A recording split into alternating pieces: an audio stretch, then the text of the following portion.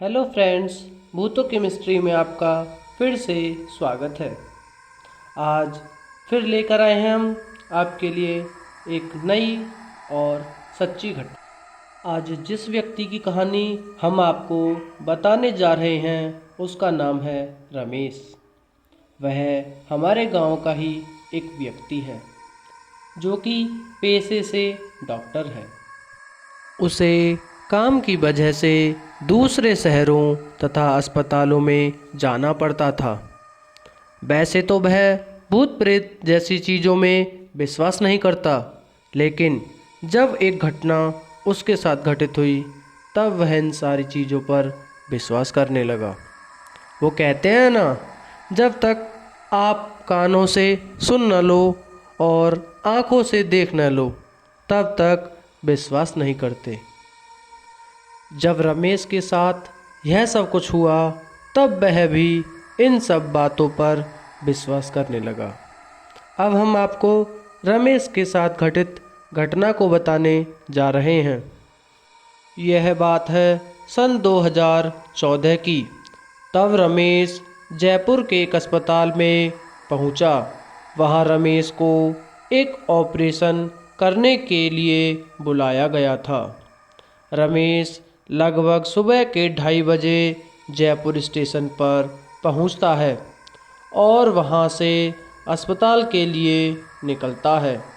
जैसे ही वह अस्पताल पहुंचता है तो उसे पता चलता है कि उसका ऑपरेशन 10 बजे है। तभी रमेश वहां से अस्पताल की कैंटीन में जाता है। जैसे ही रमेश कैंटीन में पहुंचता है और देखता है कि कैंटीन पूरी तरह से खाली पड़ी है, वहां पर कोई भी नहीं है। यह देखकर रमेश आश्चर्यचकित हो जाता है। वह मन ही मन सोचता है, अरे यह क्या, इतनी बड़ी कैंटीन है और यहाँ पर कोई भी नहीं। यह सब उसे बहुत अजीब लगता है, पर वह इन सब पर ध्यान न देकर कॉफ़ी मशीन के पास जाता है और अपने लिए एक कॉफ़ी बनाता है। कॉफ़ी बनाकर वह उसे एक चेयर पर बैठकर पीता है। लगभग 3 बजे का समय होगा कि उसे अपने पीछे किसी के होने का एहसास हुआ। जब उसने पीछे मुड़कर देखा तो वहाँ कोई नहीं था। उसने अपना ध्यान कॉफ़ी की ओर किया। तभी किसी ने हल्की सी आवाज़ में उसके कान में कहा, रमेश। वह तुरंत अपनी सीट से खड़ा हो गया और हक्का बक्का होकर इधर उधर देखने लगा और उसे कोई नजर नहीं आया। यह रमेश का भ्रम था या हकीकत, वह समझ नहीं पाया। क्या यहाँ कुछ है? यह सोच सोचकर वह बहुत परेशान होने लगा। तभी जब वह कॉफ़ी का कप लेकर चला तो फिर से एक और आवाज़ आई, रमेश रमेश। रमेश वहाँ से भागकर अस्पताल के मैनेजर के पास गया और मैनेजर को सब बताया, लेकिन वह उसकी किसी बात पर विश्वास नहीं कर रहा था। सर, हवा चल रही है, हवा के चलते आपको ऐसा महसूस हुआ है। रमेश को लगा शायद मैनेजर सही बोल रहा है, आज हवा भी तेज चल रही है। उसने सोचा कि कुछ देर सो लिया जाए।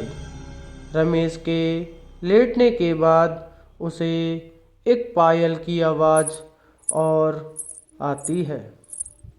जैसे ही उसने उठकर देखना चाहा तो वह रोशनी ना होने के कारण देख न पाया। जब रमेश उठकर रूम से बाहर आता है तो उसके पैरों के नीचे से ज़मीन निकल जाती है। वह पाता है कि पूरा अस्पताल एक पुराने खंडर में बदल जाता है। वह वहाँ से बाहर निकलने का रास्ता ढूंढने लगा। उसको बाहर जाने का रास्ता नहीं मिला। तभी उसे कुछ लोगों की आवाज़ आती है। तब वह मन ही मन सोचता है कि चलो वह यहाँ अकेला नहीं है। जब वह उन आवाज़ों का पीछा करते हुए जाता है तो वह फर्स्ट फ्लोर पर पहुंच जाता है, जहां फर्स्ट फ्लोर के तीसरे रूम से वह आवाज़ें आती हैं। ऐसा लग रहा था मानो रूम में 15 से 20 लोग बातें कर रहे थे। जैसे ही रमेश रूम में दाखिल हुआ तो सभी लोग एकदम से शांत हो गए और उसकी ओर देखने लगे। इससे पहले रमेश कुछ समझ पाता, वह रूम भयानक हंसियों की आवाज़ में तब्दील हो चुका था।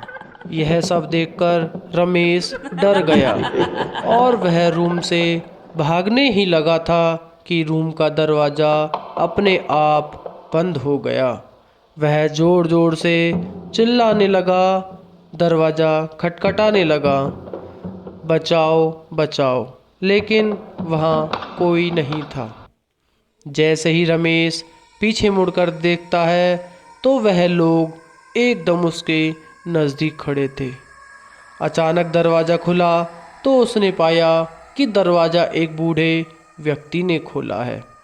वह उसके पैर पकड़कर चिल्लाने लगा, बचाओ बचाओ, यह सब मुझे मार डालेंगे। वह व्यक्ति बोला, यहाँ तो कोई नहीं है। तब उसने रूम में दोबारा झांका तो उसमें लाइट जली हुई थी और उसमें कोई नहीं था। वह पूरा खंडर अस्पताल दोबारा अस्पताल में बदल चुका था। तब रमेश ने सारी कहानी बूढ़े व्यक्ति को बताई। तब उस बूढ़े ने बताया कि जो भी आवाज़ें तुमने सुनी है वह आवाज़ें सभी सच हैं, क्योंकि जहाँ यह अस्पताल बना हुआ है वहाँ गरीबों की एक छोटी बस्ती हुआ करती थी, जिसको रातों रात यहाँ से हटाया गया था।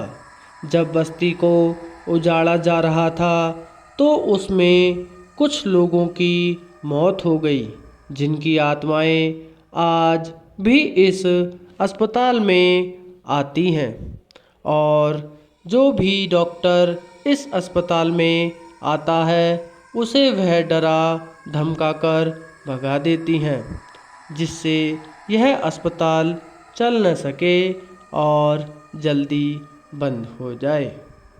जब यह पूरी घटना रमेश को पता चलती है तो वह उस अस्पताल के खिलाफ एक्शन लेता है, जिसकी कार्यवाही पूरी होने के बाद अस्पताल को अवैध घोषित कर दिया जाता है और उसे तोड़ दिया जाता है। अब फिर से वहाँ पर नई बस्ती बनाई जाती है। अब यह देखकर वह आत्मा खुश हो जाती हैं और वहाँ से चली जाती हैं। तो इसका मतलब सभी आत्मा या भूत बुरे नहीं होते, कुछ अच्छे भी होते हैं जिनके कुछ उद्देश्य होते हैं जो जब तक पूरे नहीं होते वह तब तक यहाँ से नहीं जाते। जैसे ही वह उद्देश्य पूरे हो जाते हैं उन्हें मुक्ति मिल जाती है। इस सब के बाद रमेश घर वापस आ जाता है और यह बात वह कभी भूल नहीं पाता। तो दोस्तों, ऐसे ही इंटरेस्टिंग स्टोरियों के साथ जुड़े रहें हमारे YouTube channel Real Ghost Story #सच। आज के लिए बस इतना ही।